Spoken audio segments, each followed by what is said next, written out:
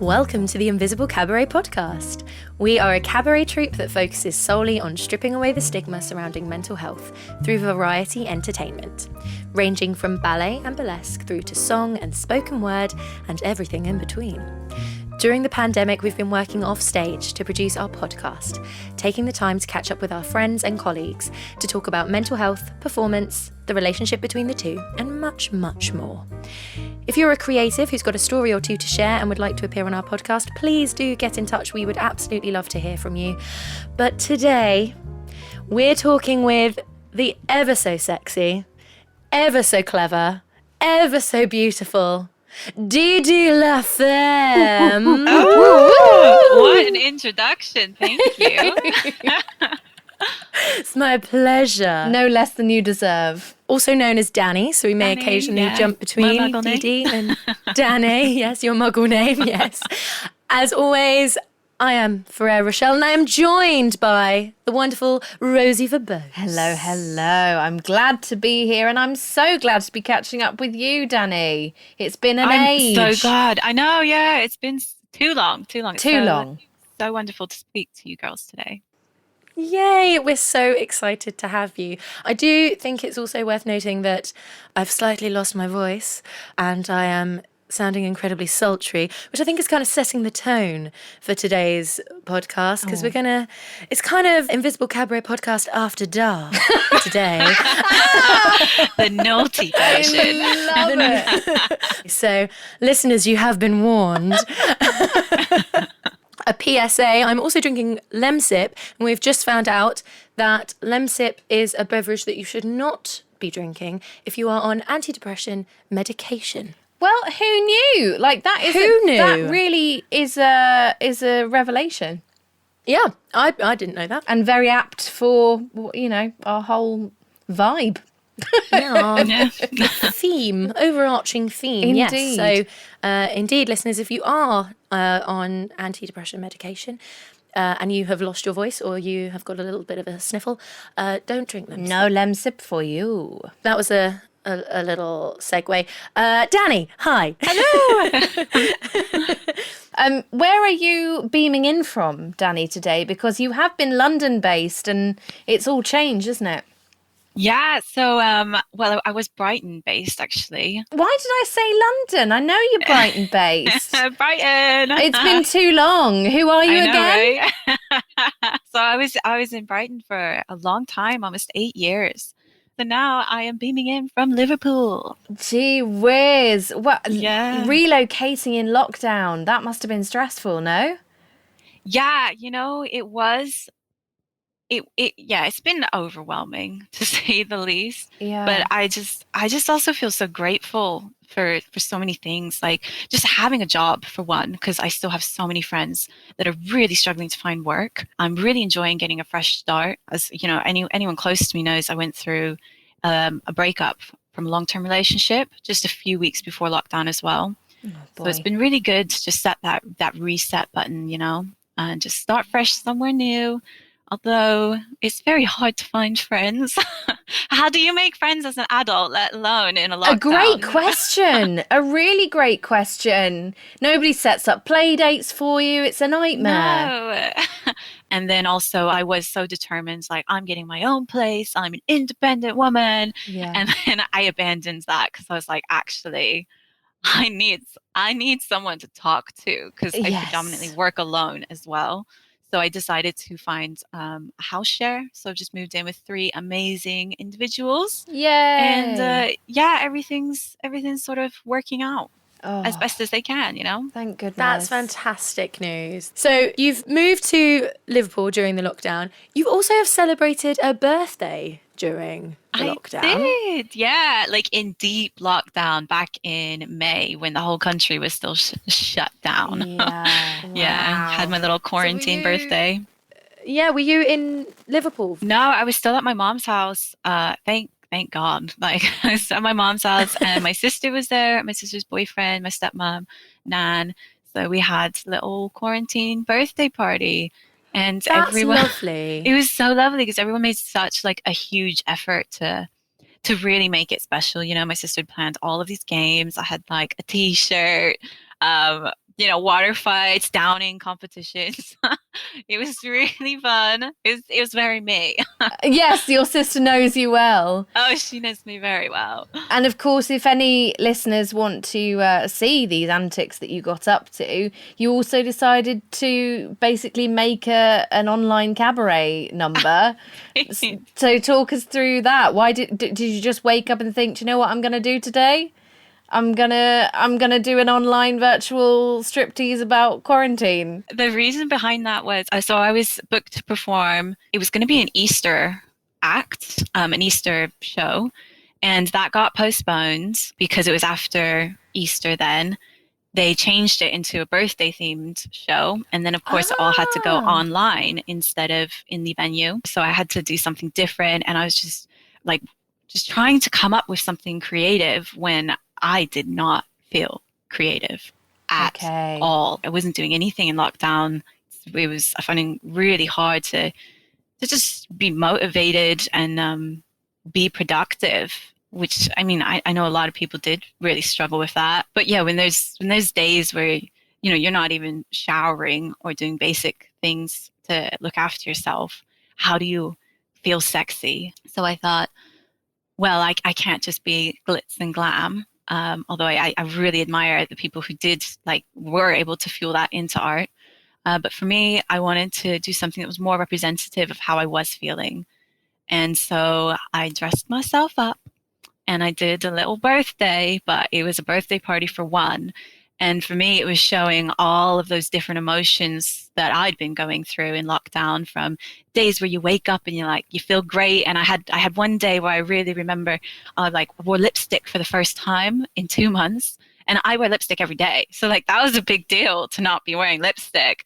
So that's how I started it, feeling good and feeling myself. And then, entertaining yourself. And I've got me playing Scrabble and doing little bits with my stuffed animal, because you're alone. Who do you hang out with? Absolutely. But then it did spiral into drinking alone, and that is honestly, it was something I was doing a lot, drinking a lot on my own, and it's spiraling into almost just this frantic rage. And there's one bit where I'm ripping down everything and I start popping all the balloons, and it gets progressively just more a breakdown until the end, where I literally throw something and I'm just stood there just in my little t-shirt, just absolutely exasperated. I just wanted to show that even if days, where I'm I'm fine, I've got my lipstick on, there's so many other emotions that you're going through and having to manage and to process in lockdown. It's such a great video. I love it. I've watched it multiple times now. Oh. Every time I share it on Invisible Cabaret, I watch the whole thing again. I was having a chat with a friend the other day about the idea that the experience of lockdown has actually been exploring grief, because we're all having to come to terms with a massive loss. We're all having to come to terms with the loss of normality. So within that, there's going to be those stages of grief, and whether you adhere to is it Myers-Briggs? That's a personality test, but I love that you went there. I believe it's the Kubler-Ross method of grief. That's the one. Myers-Briggs. As an INFJ, I really enjoyed that.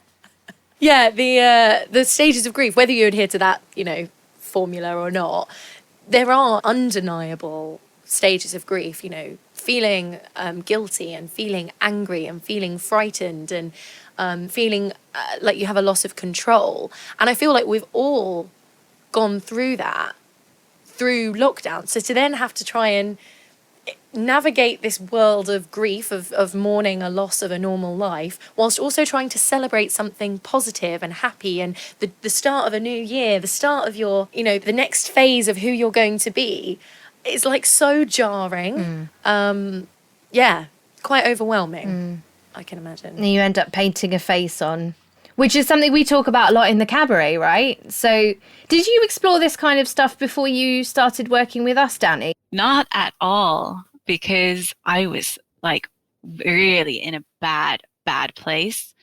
the kind of bad place where, scary thoughts are starting to creep in. And I thought to myself, like, I need to do something or the scary thoughts will take over. Right. And so I started looking for things that I could do. And cabaret is something that I'm really passionate about. And I was just searching the internet for groups and things that I could apply for. And I came across, by some miracle, Invisible Cabaret. Yeah! I know. It was just like, it was the perfect time for me because I was at a horrible point where I needed something to get me out of that. It's with the troupe that is the first time I've ever explored any themes of mental health, because even though I'm part of the troupe, I'm very high functioning and I'm very much hidden. I do not let anyone see anything. So even for me to join this group was like a huge step for me to be like, Dude. Yeah, to not quite say like, oh, I'm struggling, but Yeah. I am passionate about mental health awareness, and there's a reason why I want to be involved in this. Yeah. And so performing with the troupe is the first time I explored those kind of themes in my art. It's only recently that I've been trying to, tell myself that it's okay to let that mask and that guard down sometimes. I was really able to sort of show that side with some of the acts that I did with Invisible Cabaret as well. Yeah, that's what I was about to say. Yeah, so the act in particular, it was Petit Pois' idea. The sort of you strip down, you're like all glamorous and you strip down and there's something underneath that you're like hiding. And I feel really grateful that was passed over to me to create an act around this idea, because I could not resonate with that more. Right. The I'm glamorous and I'm sexy and la la la la la la la, and then like underneath you're hiding all of this turmoil that you don't want anyone else to see. Hearing you say, about the mask slipping and whatnot, that is exactly the I Want to Be Loved by You act, isn't it? It's the epitome of that. It's so nice to think about like how we started making stuff. So the I Want to Be Loved by You act was like a quintessential sexy burlesque start, wasn't it? And then so talk us through how you kind of ended up fleshing that out. Yeah, so I wanted everything to just be that like quintessential, like you said, this classic, glamorous, vintage burlesque, which is something I'm all about. I'm the type of person who does the dishes in my little 50s skirt. I love all the glamour and the 50s dresses. And so I wanted the reveal to be like right at the end. So it's almost like people are thinking, oh, this is just like a bit of relief, just like a classic striptease thrown in the middle of the show. And it was only like the very end with the big like ta-da, which would have been the reveal usually of like nipple tassels, but instead it was like the ta-da and the music cuts out and you're in like shreds and tatters. And I remember going to rehearsal as well, and we were like, no, we need more. And like I dragged it through the mud. I took a lighter to it. Like I smeared lipstick and makeup and stuff all over it. And then it was just like 2 more lines, like I want to be loved by me, but nobody else can see. And I just wanted that to linger in the air and just leave people knowing, like, even if you go all day like da da da da da, you don't know what that person is actually feeling and what they're thinking. For so long, I've associated that number with being the opening number of our shows. It perfectly peps up an audience because it's sexy and fun and you have a beautiful voice and you're a beautiful woman and you just absolutely ooze glamour and cabaret pizzazz. But then it absolutely hits the nail on the head of what Invisible Cabaret stands for, is that, whilst there may be glitz and glam on the outside, someone could be really struggling inside, and it's okay to show that too. My drama teacher at school always used to call it the Tickle-Slap element. So you have tickle, tickle, tickle. Oh yes, isn't this fantastic? With a massive slap at the end of this is the reality. And it's the perfect opening number. The perfect tickle slap. The perfect tickle slap. It's something that we sort of touch on, but maybe don't explore as fully as perhaps we might in the future, is the element of performance around sex and sexuality. Is it the sensuality that drew you to burlesque in the first place, Danny? Absolutely. I'm very flirty. I love to take my clothes off. I love to be really sensual. And for me, it was like a way to express all of this, but in a very feminine way. I did struggle for a long time. So it's actually where my name comes from, Femme, Didi La Femme, because I identify as a super femme lesbian, lipstick lesbian. And for a long time, I was wearing like flannel shirts, and I was like, nobody knows I'm gay, really struggling with feeling invisible. Yeah. All the warnings, put them out there. Yeah, right. I'll just get a T-shirt that says "I like girls." Somebody date me. But yeah, for a long time I struggled with that, and that burlesque was a way to feel really feminine and really sexy, and not be like ashamed that I'm femme. You know. Where I first got into burlesque was doing a lot of queer performance, like super hyper feminine, but like doing acts specifically about girls, like changing the lyrics to be about girls and be about sex and all of these like really like overtly sexual themes, but in a really gay way. We love it. I love that. Yeah, I love that. To promote, femme visibility as well. Sure. Absolutely. Yeah. You're right. So I guess I did naturally segue into promoting then mental health visibility, because it was always something I was passionate about, to promote some like another layer in your burlesque and your art. That's so interesting to me that you were already kind of playing with the idea of putting something visible on stage, because for some people, like, that is completely like the nightmare, wake up in school with no clothes on, stress nightmare. Whereas for performers who have that kind of within them, that's our way of processing, isn't it? Presumably that must have had quite an impact on the way you lived your life off stage. Oh, absolutely. It gave me so much confidence, and you know what? It really improved just my own self-worth as well, because that is something I struggle with depression, is just feeling just feeling generally bad about yourself. And so to know that I could make art that had purpose, and I would have people coming up to me afterwards, particularly other femme lesbians coming up to me and being like, well, thank you for putting that on stage. Amazing. It did wonders for my confidence, and just feeling like I had value and purpose. That's kind of burlesque at its best, isn't it? That's what people say is empowering about learning burlesque. And I relate to that heavily as well, because coming from quite a repressed background. I mean, I wore a purity ring for many years. So like the idea of being overt about sexuality in any sense has been incredibly cathartic for me, but has been a big old step. But anytime you do that, you realize how many other people feel similarly. And I know another kind of sector that you've been exploring is sort of sexuality more generally. Like, you worked in a sex toy shop for a while, didn't you, for example? So this is my full-time job now, but I no longer work just in the shop. I work heavily with the online team. So I do the social media. I'm really enjoying working on using this as a platform to promote sexual well-being. It's not just this is a sex toy, buy this sex toy, buy. It's a platform to grow a sex positive environment and a community where people can ask questions. And I share my fun facts every week, and I share like tips of the trade, if you will.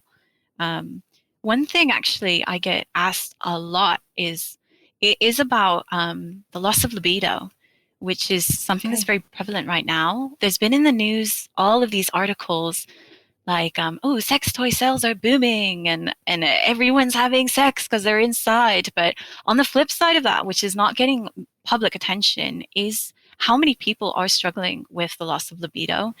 And like, I mean, that's something I've experienced with depression, because there's so many things that can affect it, particularly feelings of stress and anxiety. So a lot of people have been facing this in lockdown. So that is something I've been reading into myself, because I just want to help people. I just want people to like feel good and get their mojo back. Yeah, you have got such a big heart, and that always comes across on stage, Danny. You always give so much of yourself on stage. So I imagine that you must do that in your sexual well-being kind of job as well. It's also really important to remember that, I mean, I present myself like super sexy, like hypersexualized, like, ooh, look at me. Like, I get asked all the time, like, oh my God, you must have a great sex life. I'm like, slightly inappropriate to ask, but moving swiftly on, you still do struggle some days. And I have to make a real effort when I'm having lows to work on that, because it is something you have to put effort in. Anyone listening to this, I really hope you take away that it is okay if you're not feeling sexy right now. It is okay if you've lost your libido, whether that's like with solo sex or with partner sex. It's okay, and it does come and go, and it doesn't mean you've lost it forever. Would it be okay if I shared some tips, maybe? Yeah, of course, please do. More than okay. This is the After Dark section. Oh yeah, tips and advice. If you are feeling like you've lost your mojo. Firstly, the more you do it, the more you're going to want it. And I know it's really hard to like want to do it sometimes, but if you do find yourself in the mood, go for it. Because even like with masturbation or with sex, the more you do it, the more you're going to want it. And some things to help you, I'll talk solo first as a single lady. I think it's important as part of your self-care routine to date yourself. It's absolutely fine to wear lingerie for yourself. If you like the feel of like shaved legs, shave your legs, put some candles on, turn your phone off, put on some nice music, make time for yourself. Maybe read some like erotic writings or watch a little naughty film, all these things to just sort of get you in that zone and get you in that mood. And maybe it will work, maybe it won't, but just make that time for yourself and part of your self-care routine. You can always try a little toy, use some lubrication. All these things will just help you sort of get things started. And often you find once it's starting that's the hardest. And once you have started, then like it will flourish from there. Yes. If you're in a couple, it's really important to open lines of communication, have conversations, and just assure your partner, like, I think you are so sexy, and I adore you, but I am struggling with this right now. And it's okay to, tell them, like, if you want to go masturbate, go, like, encourage them, like, here's my blessing. Because their sex life doesn't have to stop. There's other ways, there's other things they can do. And just little things you can do together is to encourage your libido is try, just even if it's small forms of affection. I was reading about the benefits of cuddling, and cuddling has so many health benefits. Just something as small as cuddling, it releases endorphins, which they boost your mood, but they also make you feel closer with your partner. Yes. And studies showed that partners who regularly cuddle report higher levels of relationship satisfaction. How interesting. So if you can make little cuddle sessions, little hand-holding sessions, maybe like a massage, just encourage touch, and maybe some kisses if you feel like it. Have a bath together. Do all these things that I mentioned even with solo, light some candles, turn your phones off, put some music on, and just make time for each other. You can even, like, I know it sounds silly, but make plans to do this. Like, make plans for your sexy evening. Yeah. If tonight's the night where you're going to put on some sexy music and have time together, maybe send a little naughty text during the day. Or like have a little naughty note that they find somewhere in the house. Just little things to encourage it. But also just remember, if it doesn't work, that's okay too. That sometimes it comes, sometimes it goes. Just try to listen to your body, and when it's there, tell your partner. If it's not there, that's okay too. If you did want more information, there's so much available on the internet. Healthline is a great one. They do loads of just like tips and advice. You can also look at relate.org if you wanted to look into therapy. There's relationship therapists, and they're great for sex therapy as well. Thank you so much for that, Danny. Thank you. My pleasure. Absolutely my pleasure. And yours. Yay! Bert and Ernie strike again. I love that so much. That's lovely. So it's now that time of the episode where we talk about what we're grateful for this week. Didi La Femme, would you like to kick us off? What are you grateful for this week? You know what? You could not have asked me on a better week. It's been a big week for me. This week, I finally had the courage to call the doctor and seek advice and help from a therapist. So that's a really huge step for me. It's something I've thought about for years. And I say courage because I've never been brave enough. And even calling them, I was like I've talked about in this episode with my mask, like so difficult to tell someone I need help and to put your hand up and be like, I am struggling. And I am just so grateful that I was finally able to make that phone call. Oh, Danny. No. I wish our listeners could see mine and Rosie's faces. Rosie's crying. Oh, I'm not crying, you're crying. We're like in celebration. That's so exciting. For listeners at home, like it is really scary asking for help.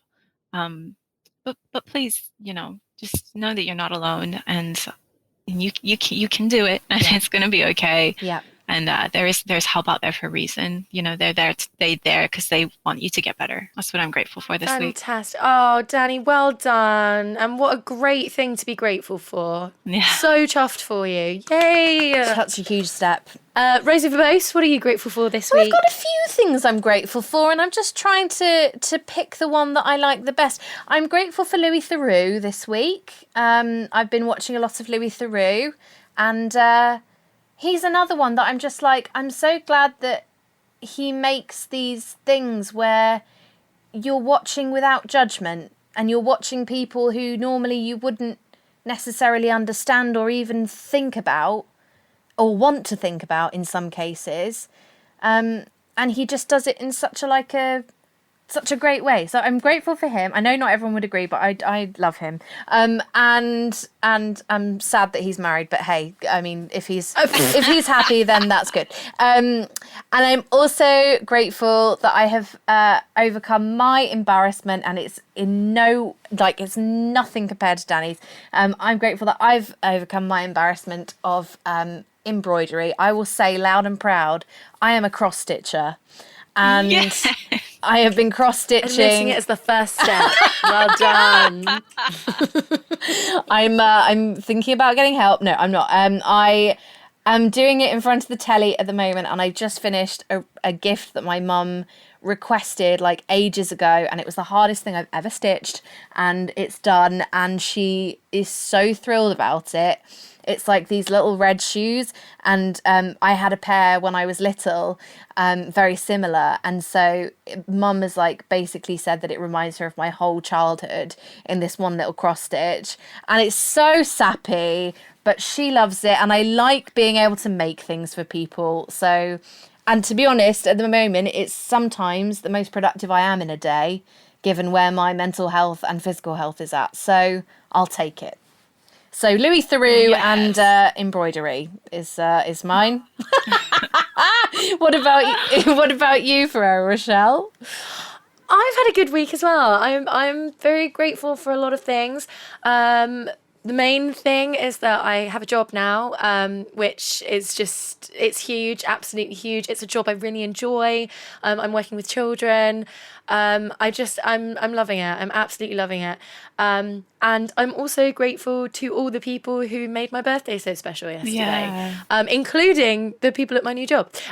So yeah, I've absolutely had a wonderful week, and I'm in a really good space today. Later on today, I'm going to go and see my family and celebrate my birthday with them.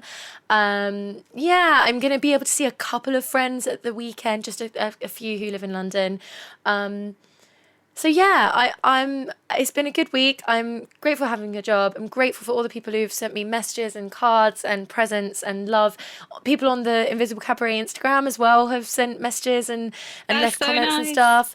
It's been wonderful. So I'm having a good week. I'm grateful for this week. What a good week. Do you know this always, I love this section. I shared something recently on Instagram, on our Instagram, about how we've got this gratitude section, but I don't want people to get the idea that we always have to find something to be grateful for.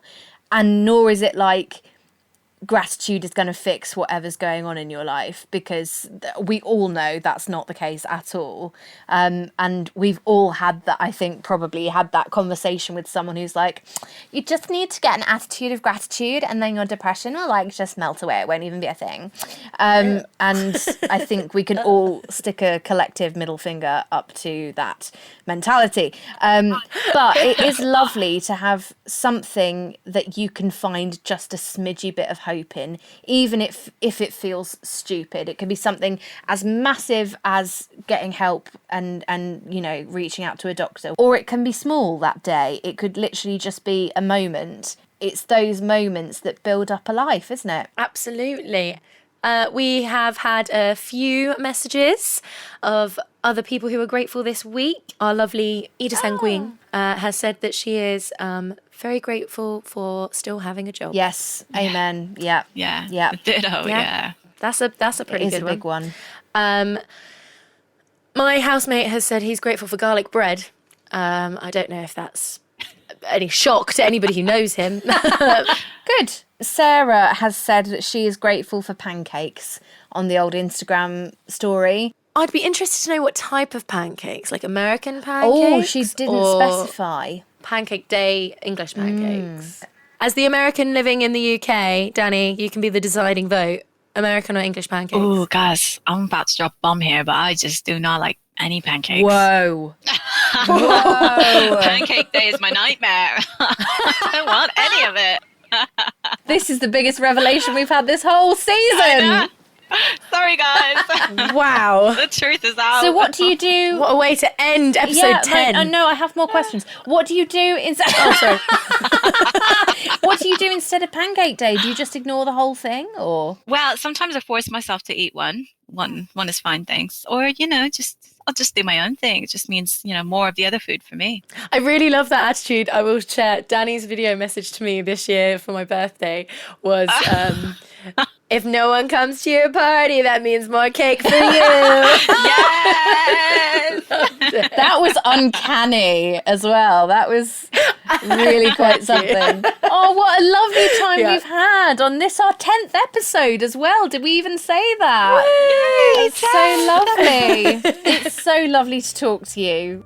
Oh, it's so lovely to catch up with you both. And thank you for giving me space to sort of share my experiences as well. You've been so open and honest, and it's so appreciated, because that's kind of our whole hope, isn't it? That people feel less alone because of what we share and create. So you are just the embodiment of that, and we love you. Oh. Yeah. And we're so grateful that you have spoken to us today on the podcast, and also so grateful to have you in our troupe and in our lives. You are a wonderful human. So oh God, you're going to make me cry much. now. Thank you. If you would like more Invisible Cabaret, you can hop on our website. We have some lovely new things on there, including a lovely blog from Miss Mustard Seed, another of our troupe members who was on the podcast earlier on in the season. So she's written a lovely blog about being a nurse and how that kind of is impacted by her love of storytelling and creativity, and there's all kinds of lovely treats on there, so head over there. You can find us on Facebook, Instagram, YouTube, and if you would like to send in something that you are grateful for, not an object, it's not like a Blue Peter type situation, but if you'd like to send a voice message about what you're grateful for at a particular moment, or if you'd like to send us just a regular old text message, you can do so. We would love to include your gratitudes on the next podcast. And now we've come to a significant point, because we have kind of completed the Invisible Cabaret lineup as far as interviewees go. So you can look forward next time to us branching out and chatting to some other creatives in some other fields. So get excited for that. Absolutely. Thank you very much, Didi La Femme, for joining us. Thank you, Rosie, for Thank you, Ferrero Rochelle. Thank you for thanking me. And we'll see you all soon. We'll see you later, listeners. Be kind, everybody, to yourselves. Goodbye. Bye.